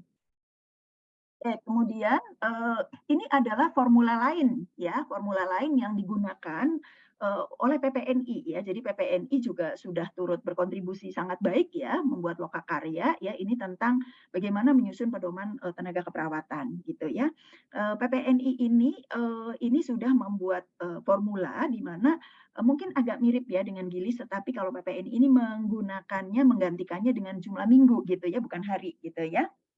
Dengan minggu, sehingga di sini tenaga keperawatannya itu digunakan dengan rumus A tadi ya, adalah jumlah jam perawatan per 24 jam, ya, jumlah jam perawatan per 24 jam ya rata-rata misalnya 7 gitu ya. Kemudian, atau 6 gitu. Kemudian, kali 52 minggu, kali 7 hari, kali, tadi ya rata-rata pasien atau tempat tidur kali bor, dibagi 41. Nah, 41 ini juga fix ya. Jadi Bapak Ibu nggak usah ngitung lagi 41 ini kalau dari PPN ini sudah fix. Hasilnya dari mana? 41 itu dari tadi ya jumlah hari dalam setahun ya dikurangi, hari Minggu yang hilang 52, kemudian dikurangi hari libur ya, dikurangi hari cuti, ya, kemudian dibagi, 7 gitu ya, itu akan menghasilkan 41 minggu gitu ya. Nah itu udah rumus ya, udah formula yang dibuat oleh PPNI, jadi Bapak Ibu nggak usah, ngerubah kalau memang mau menggunakan formula ini. Kita lihat ya Bapak Ibu perbandingannya ya, tadi menggunakan rumus, sebelumnya nih ya, menggunakan rumus ini tadi, ketemu 88 orang, kemudian dengan jumlah yang sama nih Bapak Ibu boleh lihat nih ya, dengan kapasitas yang sama 100 bed ya, kemudian, bornya sama gitu ya, berapa jumlah tenaga yang dihasilkan dengan formula PPNI ya. Ya, jadi hasil yang diharapkan karena di PPNI sudah memperhitungkan, 25% gitu ya, 25% ini tentu sangat, bermakna gitu ya bagi tenaga perawat ya, karena banyak sekali, kegiatan-kegiatan yang non nursing job gitu ya. Tadi seperti mungkin pelatihan, pengembangan gitu ya, tugas-tugas non keperawatan. Sehingga kalau kita lihat, kalau kita masukkan ke dalam formula ini ya, jumlah perawat yang dibutuhkan untuk, 100 bed dan 70% bor rata-rata pasien atau 70 pasien rata-rata per day-nya, itu akan menghasilkan 117 orang perawat ya, Bapak Ibu. Ya tentu ini mungkin lebih sesuai gitu ya. Ya, jadi, lebih sesuai juga dengan nanti ada ketentuan ya dari, pemerintah juga gitu ya, perbandingan atau rasio ketenagaannya 117 gitu ya. Jadi ini karena, tadi ya non keperawatan, non nursing job-nya itu cukup banyak gitu ya yang harus diperhatikan juga sehingga Bapak Ibu bisa memasukkan ke dalam formula ini. Nah, kemudian Bapak Ibu ini tadi metode rasio, ini boleh digunakan ya. Metode rasio ini sebenarnya, tidak menghitung tenaga secara detail, hanya membandingkan saja, berapa sih kebutuhan tenaga perawat di unit Bapak Ibu gitu ya. Misalnya di unit Bapak Ibu masuk ke dalam kelas rumah sakit kelas C misalnya gitu ya. Maka jumlah tenaga keperawatannya, TPP-nya, dibanding jumlah tempat tidur atau bed, itu adalah 1:1 gitu. Ini sangat mudah Bapak Ibu untuk dihitung. Jadi misalnya kayak tadi, Bapak Ibu punya 100 bed ya di unitnya misalnya, saya butuh berapa, perawat ya, yang akan, merawat pasien rawat inap ini. Maka Bapak Ibu bisa langsung, membutuhkan 100 gitu ya, karena 1:1 gitu ya. Ini juga bisa dihitung secara mudah, tapi kalau mau secara detail ada menghitung beban atau lain mungkin menggunakan rumus lain. Tapi kalau Bapak Ibu ditanya secara cepat, "Sat, kamu butuh tenaga berapa?" Boleh menggunakan rasio yang cepat seperti ini gitu ya. Nanti mungkin secara detail atau kurang lebihnya akan dihitung kembali. Nah, ya, belajar menghitung seperti ini mungkin agak, ini ya, agak butuh, kemampuan matematis gitu ya.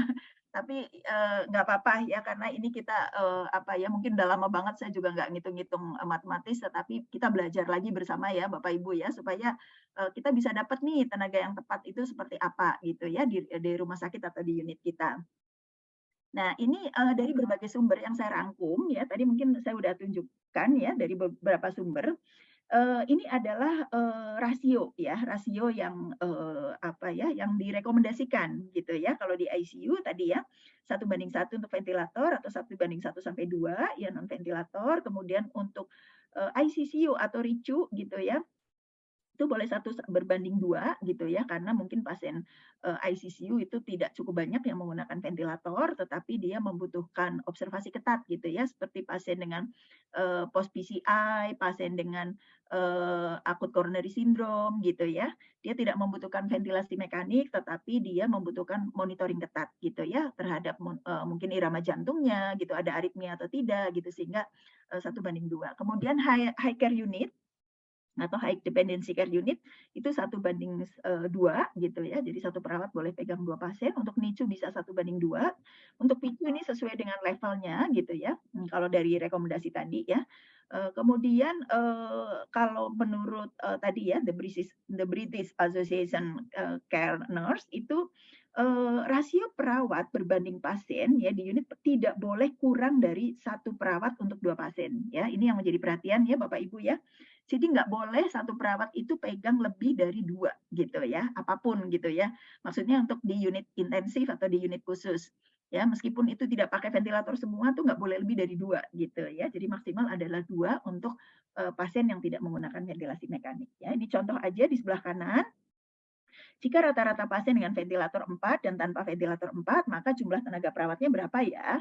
Kalau pakai ventilator semua berarti 4 kali 1 4, kalau yang tidak pakai ventilator mungkin bisa dirawat oleh 2 ya, 2 perawat atau 4 kali 2, sehingga jumlah tenaga pada shift tersebut bisa 6 gitu ya. 6 tetapi harus ada nurse in charge 1 ya. Jadi bisa 7 perawat yang harus bertugas pada shift tersebut ya. Oke, kemudian mungkin ini lebih spesifik ya Bapak Ibu, ini adalah model pendekatan dalam penghitungan kebutuhan tenaga menurut, Depkes. Saya hanya mengambil untuk yang unit kritikal gitu ya, karena Depkes mungkin juga menggunakan beberapa formula kayak yang tadi punya Douglas, punya Giles gitu ya, itu juga dimasukkan ke dalam, Depkes 2005 ya. Ini, sumber atau, bukunya juga saya masukkan ya di regulasi ini, mungkin Bapak Ibu juga boleh lihat nanti ya kalau ingin lebih detail apa aja yang ada di sini. Untuk critical care, kita menggunakan formula ini ya, di mana tenaga perawat yang dibutuhkan adalah rata-rata jumlah pasien per hari ya, kali jumlah jam perawatan per hari ya. Kalau untuk, formula Depkes itu jumlah jam perawatan per hari di unit kritikal itu 12 jam ya Bapak Ibu ya, itu sudah ditentukan.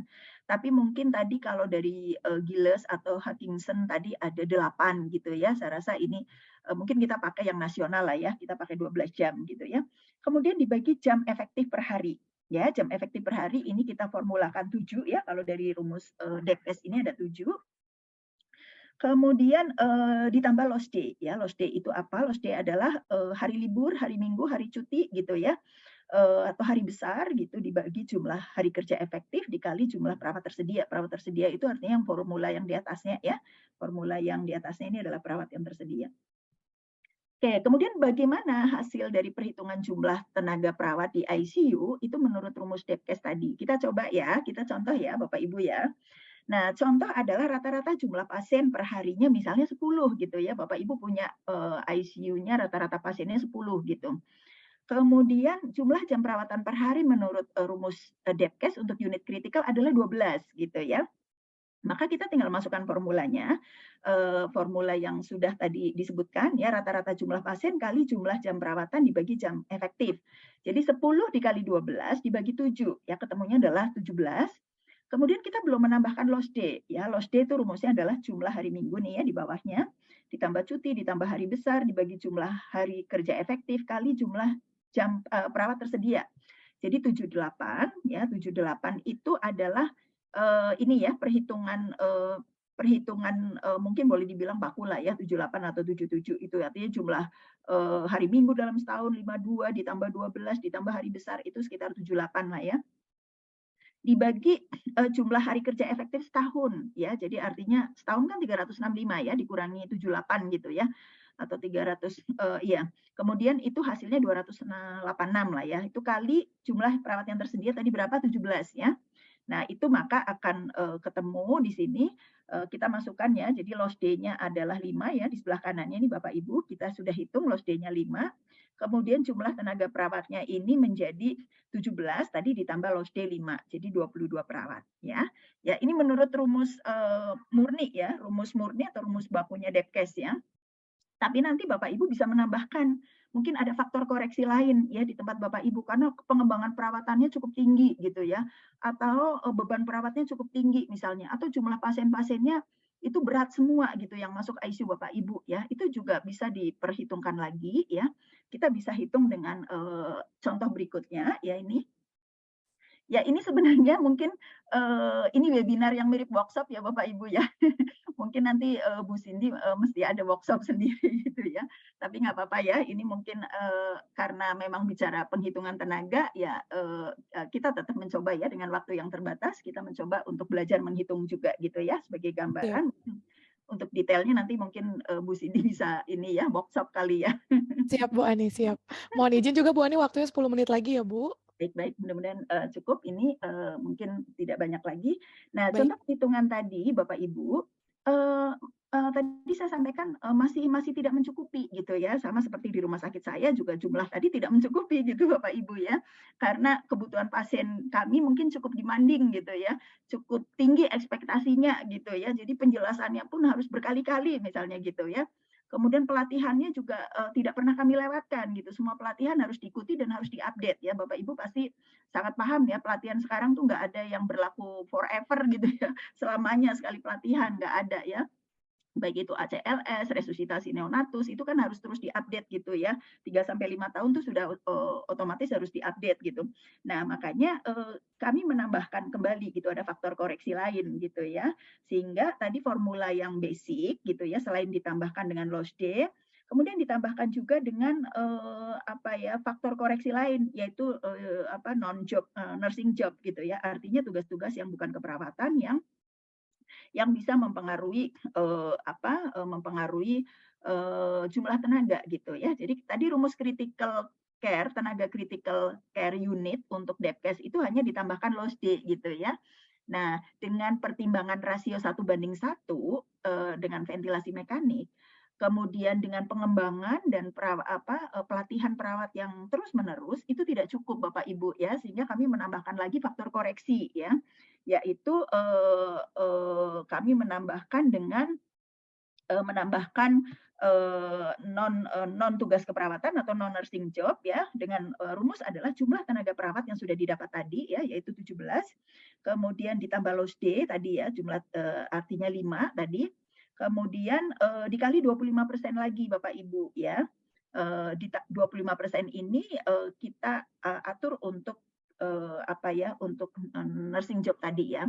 Nah, sehingga hasilnya adalah, eee 17 ditambah 5 atau tenaga, apa, loss day ya, kemudian dikali 25 ditambah jumlah tenaga tersebut kali 25% atau kita ketemu 5,5 atau kita, apa ya, kita, eee, jadikan 6 ya, kemudian ditambahkan dengan tenaga yang tadi 17 ditambah 5 ditambah 6 menjadi 28 perawat ya. Jadi artinya udah tugas-tugas yang non keperawatan sudah tercover nih. Ya, pelatihannya sudah tercover belum gitu ya. Nah, itu juga harus menjadi perhatian lagi ya. Jadi ketemunya jadi 28 perawat ya. Jadi kalau 10 pasien, rata-rata misalnya pagi 10 pasien.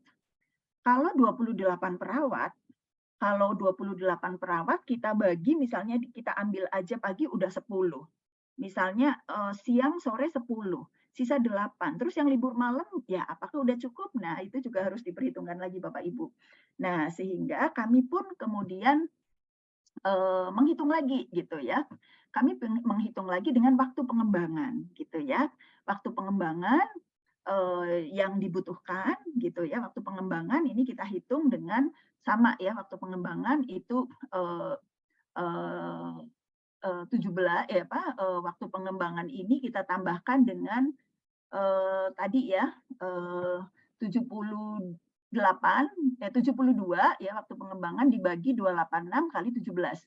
Ya, ini jadi, kita hitung prosentase sebenarnya nih Bapak Ibu ya. Ini sehingga akan ketemu, 4,28 atau 5 ya, dan ini nanti kita tambahkan lagi ke jumlah yang tadi gitu ya, jumlah yang kita sudah hitung, tadi kan ketemu 28 ya Bapak Ibu ya. Ketemu 28, kemudian kita tambahkan lagi waktu pengembangan, ya. Kemudian kita hitung berdasarkan, proporsi. Ya, jadi kalau proporsi tadi menurut, Webstar itu tadi 47% pagi, sore 12%, 36% dan malam 17%. Nah, Bapak Ibu bisa prosentasekan, proporsinya menjadi pagi membutuhkan 15 perawat, kemudian sore membutuhkan 12 perawat, dan malam membutuhkan 6 perawat ya. Tetapi tentu ini juga harus diperhitungkan perawat libur seperti apa ya. Jadi proporsi ini juga bisa ditentukan ya. Satu lagi untuk perawat yang libur malam berapa, sehingga yang pagi tentu tidak harus 15 gitu ya. Ini saya hanya membagi berdasarkan referensi, tetapi Bapak Ibu bisa memperhitungkan karena rata-rata pasien tadi 10 per hari ya, mungkin dengan tidak semuanya ventilator, mungkin cukup dengan misalnya 8 perawat pagi, maka Bapak Ibu bisa membagi jumlah tenaga yang 33 ini menjadi pagi, sore, malam, dan yang lepas malam atau tenaga yang libur atau cuti ya. Nah, itu harus proporsinya harus sesuai gitu ya. Sehingga membuat perawat dalam bekerja juga merasa nyaman gitu ya, merasa enak ketika mereka bekerja ya. Nah, itu perhitungannya seperti itu dan kami melakukan seperti itu. Nah, Bapak Ibu mungkin ini alur proses yang kami lakukan ya di rumah sakit kami. Pertama kami mengidentifikasi beban kerja perawat ya tadi yang sudah disampaikan atau yang nanti akan disampaikan oleh pembicara berikutnya secara detail. Kemudian kami mengkategorikan pasien-pasien kami tadi ya berdasarkan karakteristik, ketergantungan. Kemudian kami melihat data bor kami, kemudian kelas ICU, kelas rumah sakit kami masih rumah sakit kelas B, kemudian kapasitas kami mungkin hampir mayoritas kami memang pasien-pasien yang total care gitu ya. Kemudian ICU NICU kami layanan baru atau bisnis new bisnisnya seperti apa itu juga harus diperhatikan. Mungkin ada alat-alat baru, ada membuka layanan baru, kemudian regulasi pemerintah, kemudian regulasi dari GCI maupun KARS itu juga menjadi pertimbangan kami untuk menyusun pola ketenagaan rumah sakit ya, pola ketenagaan keperawatan di rumah sakit ya. Kemudian kami menentukan ya kepala unitnya kami butuh berapa, kualifikasinya seperti apa, nurse in charge-nya juga kami butuh berapa, kualifikasi dan sertifikasinya seperti apa. Kemudian juga perawat pelaksana ya, kami juga membutuhkan berapa, kemudian pengalaman berapa lama misalnya gitu ya, sertifikatnya apa aja itu kami harus tentukan. Kemudian kami membuat MPP ya, Manpower Planning ya, dari data tersebut kami menyusun MPP. Ini setiap tahun kami susun MPP-nya. Kemudian kami MPP ini tentu melibatkan semua ya, kepala unit, melibatkan unit gitu ya. Kebutuhannya seperti apa, ada perubahan atau tidak, bornya naik apa enggak ya, sehingga terbentuklah Manpower Planning yang kemudian kami diskusikan dengan HRD ya, dengan Human Resource itu kami berdiskusi, kemudian kami bawakan ke direktur gitu ya. Kami bawakan ke direktur, kami sampaikan bahwa oh unit ini membutuhkan tambahan tenaga sekian dengan alasan misalnya beban kerjanya, layanan barunya, bornya gitu ya. Kemudian kami mengajukan FPK ya atau form pengajuan karyawan kepada HRD jika memang MPP-nya sudah di-approve gitu ya, sudah disetujui oleh direktur, kami mengajukan FPK, kemudian membuat proses seleksi gitu ya. Proses seleksi ini dari seleksi administrasi, tes tulis, tes interview, medical check up. Ya ini tentu dilakukan oleh HR tetapi melibatkan Departemen Keperawatan ya karena yang akan melakukan interview ya selain interview oleh HR juga oleh user gitu ya, oleh kita, oleh Departemen Keperawatan, oleh kepala unit terkait gitu akan melakukan interview. Kemudian nanti akan dilakukan in-class training gitu ya, training center. Mereka akan masuk ke dalam in-class training, melakukan baik in-class, praktek, teori itu akan diajarkan di sana. Setelah proses selesai mereka udah lulus gitu ya, mereka baru akan masuk ke unit keperawatan sesuai kebutuhan yang diajukan. Dan pada saat masuk unit keperawatan pun di 3 bulan pertama mereka belum bisa melakukan tindakan mandiri gitu ya, Bapak Ibu ya masih dalam observasi dan itu tentu effort juga ya buat perawat, maksudnya itu bagian dari tenaga juga yang harus diperhitungkan karena ada perawat yang akan mendampingi gitu selama 3 bulan dan perawat pun udah banyak tetapi mereka belum boleh melakukan tindakan mandiri, seperti itu juga perlu diperhitungkan karena mereka tidak bisa diperhitungkan sebagai tenaga gitu ya Bapak Ibu ya. Setelah 3 bulan akan diuji lagi ya, baru mereka akan diberikan, kewenangan gitu ya, akan diberikan, surat penugasan klinis bahwa mereka boleh melakukan prosedur-prosedur di unit tersebut gitu ya. Jadi itu alur yang sudah kami lakukan di rumah sakit kami dan saya yakin Bapak Ibu juga mungkin sudah mengerjakan atau sudah menjalankan alur ini. Nah, ini beberapa variasi model, mungkin sebagai gambaran aja ya, ada beberapa mungkin di rumah sakit, lain gitu ya, mereka ada yang ini menurut studi di Queen's Hospital itu mereka menggunakan, model, ini ya, jadi, dari penelitiannya itu ternyata, ketenagaan di ICU secara fix misalnya sudah ditentukan jadwal setiap bulan ya, roster dinas gitu ya, seperti yang sudah dibuat, kita, itu tidak cukup efektif. Kenapa? Ini satu gambaran aja, mungkin boleh menjadi pertimbangan Bapak Ibu juga, karena ICU di situ tuh sangat fluktuatif gitu ya. Nah, jadi, dia dia melakukan hal yang lain gitu ya, seperti, dia dibuat on call atau mungkin apa, penghitungan ketenagaan secara mendadak gitu ya, dan beberapa, variasi model yang lainnya yang Bapak Ibu mungkin bisa lihat ya. Baik, kemudian, mungkin kita sudah sampai pada kesimpulan bahwa studi menunjukkan bahwa rasio perawat pasien yang tepat itu dapat mencapai perbaikan kondisi pasien ya tadi ya, mengurangi berbagai hal sehingga menimbulkan, hal yang positif baik bagi pasien maupun bagi perawat. Perencanaan dan perhitungan tenaga yang tepat dapat membantu meningkatkan efektivitas pelayanan dan asuhan keperawatan yang diberikan. Ya, jadi pasien sekarang semakin kritis, semakin, apa ya, semakin mudah ya terupdate ilmu sehingga Bapak Ibu juga harus memagari gitu ya, dengan perencanaan dan perhitungan tenaga yang tepat gitu.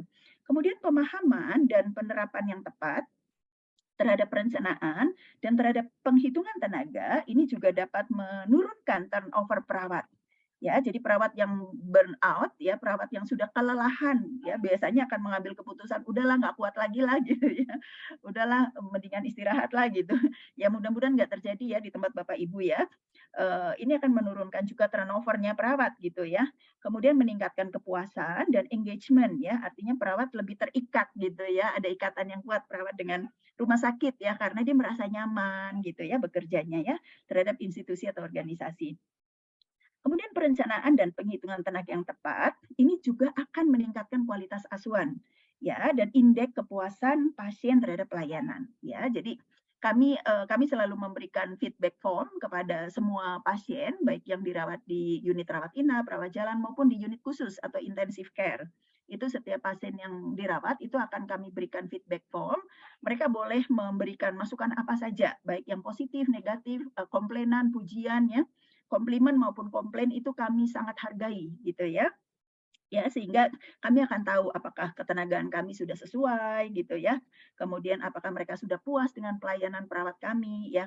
Jika memang ada masukan tentu kami akan review misalnya kok tenaganya sangat kurang sehingga mereka sangat sulit memanggil atau membutuhkan bantuan perawat, misalnya itu juga menjadi masukan berharga ya buat kami untuk perbaikan.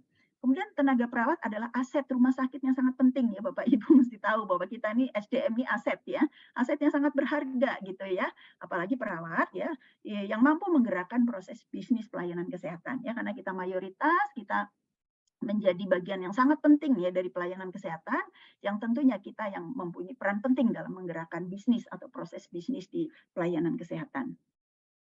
Baik, ini referensi yang Bapak Ibu boleh, lihat, nanti kalau Bapak Ibu perlukan secara detail ada di sini, saya sudah masukkan. Kemudian itu saya sudah selesai, mungkin apakah ada pertanyaan dari Bapak Ibu dari apa yang sudah sampaikan? Mungkin diskusi ya, karena, Bapak Ibu mungkin dari unit yang sama ya, dari unit, kritikal atau dari unit khusus, dari NICU ya, atau unit lainnya ya, mungkin Bapak Ibu juga boleh sharing atau boleh berdiskusi dengan saya. Kalau ada pertanyaan, saya persilahkan. Mungkin itu Oke, Kak Windy materi dari saya, terima baik. kasih atas waktunya. Mungkin saya izin stop share ya, Kak Windy. Iya, silakan Bu Ani. Terima kasih banyak Bu untuk pemaparannya, sangat-sangat jelas, bahkan tadi udah sempat ada hitung-hitungannya langsung ya Bu Ani ya. Baik, Bapak Ibu kita berikan kesempatan untuk tanya jawab. Tadi sebenarnya sudah ada yang bertanya Bu Ani di kolom chat atas nama Ibu Yulia dari Mhm, RSUD Ciawi. Tapi izin ya Bu kita pooling dulu ya Bu Ani ya. Nanti kita baik baik. kumpulkan 3 pertanyaan. Setelah itu baru nanti kita dijawab langsung oleh Bu Ani. Silakan Bapak Ibu yang bersedia ada hal-hal yang ingin didiskusikan boleh langsung raise hand, bisa langsung ditanyakan secara live, mic-nya boleh dinyalakan, ataupun misalnya ditanyakan lewat chat juga tidak apa-apa Bapak Ibu. Silahkan. Oke, kayaknya masih malu-malu nih Bu Ani. Kita langsung ke pertanyaan pertama saja dulu ya Bu ya. Baik Boleh baik. dibantu panitia untuk ditayangkan untuk pertanyaan pertama, ada pertanyaan dari Ibu Yulia Astuti, bertugas di ruang ICU dari RSUD Ciawi ya, Bu Ani? Ya, baik. Ya. Silakan Bu Ani. Ini Bu Ani izin bertanya bagaimana caranya atau tips untuk perawatan tidak langsung biar bisa berjalan di ruang ICU. Contohnya untuk perawatan dan kesiapan alat-alat medis dengan rata-rata bor pasien per harinya itu di atas 80% yang on ventilator. Jumlah perawat per shift-nya 4 sampai 5 orang Bu Ani. Silakan Ibu. Oke, baik. Terima kasih, Mbak Yulia dari RSUD Ciawi. Pertanyaan yang sangat menarik sekali dan ini memang menjadi, ini ya, menjadi concern gitu ya, hampir semua perawat di unit ICU gitu ya. Hanya mungkin saya agak agak, miss datanya ini, kapasitas bed-nya itu berapa ya? Ini nggak ada kapasitas bed ya, hanya bornya saja ya. Oke, ya, mungkin kalau ada kapasitas bed mungkin akan lebih ini ya, karena ini bor mungkin dari berapa, jadi 4 sampai 5 orang per shift itu untuk rata-rata pasien berapa, ini mungkin saya kurang terinfo di sini karena baru ada bor. Tapi oke, nggak apa-apa Mbak Yulia, jadi bagaimana cara atau tipsnya? Artinya di sini Mbak Yulia berbicara, sepertinya sih rata-rata, pasiennya juga, lumayan gitu ya, karena ini kita bicara bornya pun 80% itu sangat tinggi sekali gitu ya, bor di ICU apalagi nih dengan on ventilator, misalnya on ventilator semua nih, saya anggap ini on ventilator semua gitu ya. Ya gimana nih caranya gitu, tips perawatan untuk perawatan tidak langsungnya itu bisa tetap berjalan gitu ya. Bu Oke, Ani mohon izin, ya. sudah dibales oleh Bu Lia langsung di chat Bu, kapasitasnya 9 bed Bu Ani. Oh baik, oke. Iya. Iya, oke. Berarti kalau 9 bed itu sekitar mungkin 7 pasien ya, 7 sampai 8 pasien lah ya, gitu. Jadi, apalagi dengan on ventilator. Oke, Mbak Yulia, ini kalau saya boleh jujur sih memang, belum belum ini ya, apa ya, ketenagaannya masih perlu direview lagi gitu ya. Jadi apalagi kalau on ventilator semua dengan 7 pasien aja gitu dengan tenaga, 4 sampai 5 gitu ya.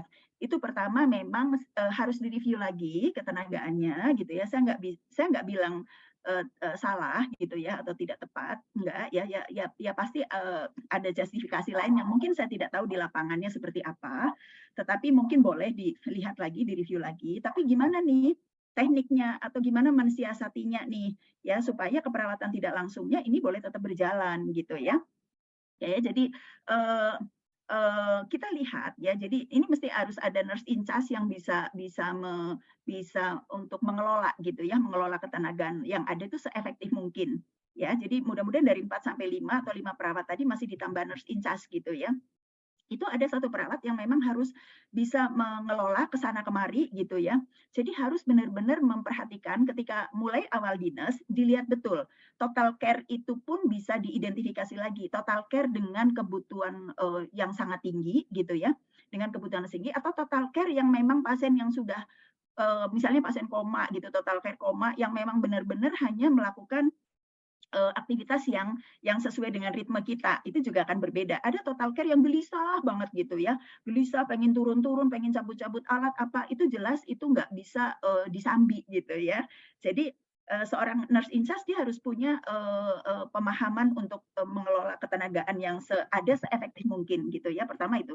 Tapi yang kedua, bisa juga Mbak Yulia, seandainya memang ada, bornya lagi tinggi-tingginya atau rata-rata pasien lagi tinggi-tingginya, nggak apa-apa loh dengan, tadi metode yang, apa, yang dilakukan tadi, yang tadi saya sampaikan di variasi model, itu ada nurse, on call gitu ya. Jadi menurut dia tadi ya, yang kita ambil tadi dari penelitian sebelumnya, metode on call buat di rumah sakit dia yang di penelitian itu adalah sangat efektif. Kenapa? Karena itu, pasien fluktuatif sekali tiba-tiba pasien sangat tinggi gitu ya, maka dia akan gunakan tenaga on call gitu ya. Tapi ketika pasien sedikit, maka dia tidak akan ambil itu tenaga on call gitu. Itu juga bisa. Atau yang ketiga adalah bisa dengan tadi, jadi kita melakukan, perencanaan ketenagaan secara mendadak gitu, ya. Misalnya kita lihat besok jumlah pasiennya sekian nih, oke berarti yang libur kita masukkan dulu, libur kamu mundur nanti ya, libur kamu nanti gitu misalnya begitu. Atau kita tambah lagi dengan tenaga yang cuti, cutinya nanti gitu. Nah ada juga perencanaan seperti itu gitu ya, sebenarnya itu sangat depend dengan, situasi di lapangan gitu ya. Tapi model itu bisa digunakan. Karena perawatan tidak langsung, itu harus, dikerjakan penyiapan alat misalnya, atau misalnya kalibrasi, DEVIP misalnya gitu ya, itu harus misalnya dilakukan setiap hari. Nggak bisa kita tidak melakukan. Nah, mungkin bisa disiasati misalnya, oh kayaknya kita bisa, spare tenaga atau tenaga kita bisa lebih longgar di sore hari misalnya, karena semua keperawatan dasar atau semua keperawatan yang paling hektik di pagi hari. Oke, keperawatan tidak langsung, pengecekan alat, pengetesan alat, kita bagi di sore hari ya, yang atau di malam hari gitu, nggak apa-apa gitu ya. Jadi artinya misalnya, sehari sekali untuk alat-alat yang memang, kayak David gitu kan, ya sehari sekali gitu ya bisa dilakukan misalnya. Itu bisa gitu ya. Jadi kepala unit atau nurse in charge itu penting sekali untuk, membicarakan itu dengan unit gitu ya. Ini kapan kita bisa lakukan, bisa pagi, sore, atau malam. Atau kita mau pakai on call nih, perawat on call ya, sehingga ketika bornya lagi tinggi-tingginya atau rata-rata perawat lagi tinggi banget, kita bisa panggil gitu. Atau yang ketiga tadi ya, kita bisa, suddenly gitu ya, kita lakukan perencanaan mendadak, 1 atau 2 hari atau berapa hari gitu ya. Jadi nggak kan tadi perencanaan sebulan sekali ya, roster dinas atau jadwal dinas kan sebulan sekali. Teman-teman bisa review gitu untuk unit yang seperti, Mbak Yulia tadi fluktuatif banget. Tiba-tiba bor naik sampai 10, rata-rata pasien naik sampai 9 gitu. Besoknya lagi kok turun sepi gitu ya. Nah, itu mungkin akan lebih efektif kalau pakai metode on call gitu ya. Tapi bagaimana metode on call-nya ini supaya perawat juga nyaman dan mendapat hak-haknya, tentu ini harus dibahas lebih lanjut lagi. Tapi yang pasti kemampuan dalam mengelola tenaga setiap harinya itu penting sekali juga diatur dengan baik oleh Injas maupun kepala unit sehingga bisa tetap ada yang bisa membackup ketika salah satu perawat itu sedang melakukan tugas-tugas non keperawatan seperti tadi pengecekan alat dan lain-lain. Mungkin itu Mbak Yulia yang bisa saya jelaskan. Terima kasih. Saya Baik, kembalikan ke terima Mbak Cindy. kasih Bu Ani. Semoga menjawab ya Bu Yulia ya. Tadi juga seperti yang disampaikan sama Bu Ani, ini tuh perlu ketemu langsung kayaknya Bu Ani ya, biar bisa evaluasi bareng seperti apa ketenagaan di unit masing-masing, nanti bisa diskusi langsung di workshop selanjutnya mungkin Bu Ani ya. Ya, baik Oke, Kak Mimin. baik. Bu Ani ada lagi satu pertanyaan lagi. Ibu Ani, kami izin untuk share screen dulu. Ada Baik. pertanyaan yang kedua dari Pak Imad Hidayat dari Rumah Sakit Ciputra. Selamat pagi Bu Ani, dalam perhitungan tenaga di unit khusus, yang paling cocok dan efisien itu pakai metode yang mana ya Bu ya, dan mengapa? Terima kasih Ibu. Baik. Ya, terima kasih pertanyaan yang sangat menarik Mas Imad Hidayat dari Ciputra Hospital. Ya, tadi, dalam paparan saya, tadi memang saya menunjukkan untuk penghitungan tenaga tadi saya menggunakan, rumus yang dari Depkes gitu ya, yang memang, rumus Depkes yang sudah, berjalan gitu ya, yang sudah banyak digunakan di rumah sakit. Sebenarnya karena kalau rumus Douglas, kemudian, Douglas banyak digunakan untuk rawat inap gitu ya, dia penghitungan besar gitu. Kalau Gilis biasanya hasilnya, cukup kecil gitu ya. Douglas dan Gilis biasanya cukup kecil gitu ya, maksudnya banyak banyak dikeluhkan gitu ya, banyak dikeluhkan oleh, beberapa kepala unit gitu ya, atau manajer keperawatan gitu ya, "Kok hitungannya segini ya?" Maksudnya nggak ya sebenarnya memang, saya nggak bisa sebut rumus yang paling cocok gitu ya Mas Imad ya, karena memang, hampir semuanya tuh butuh modifikasi gitu ya, butuh modifikasi. Kenapa? Karena itu tadi, bahwa keperawatan itu, tindakan keperawatan itu sangat variatif gitu, variannya banyak banget gitu tindakan keperawatan. Bahkan antar rumah sakit pun akan sangat berbeda-beda sekali gitu ya. Kebutuhan pasien di rumah sakit A mungkin ya udah kalau dirawat ICU ya udah pasrah, keluarganya pasrah ya, yang penting nanti pada saat diinfokan ya udah dia akan datang, dia akan ini. Tapi ada juga di rumah sakit tertentu yang keluarganya hampir setiap hari minta dihubungin, setiap hari minta di-report progres pasiennya, ya. Bahkan nggak setiap hari, setiap shift ada yang minta dihubungin, ditelepon, dijelaskan gitu. Hasil pemeriksaan dijelaskan, hasil radiologi dijelaskan itu ya. Jadi tentu itu akan berpengaruh terhadap jumlah tenaga gitu ya, sehingga akan berbeda banget. Tadi rumus ya kami mengacu ke rumus Depkes ya, walaupun memang kami menggunakan koreksi-koreksi yang lain Mas Imad ya.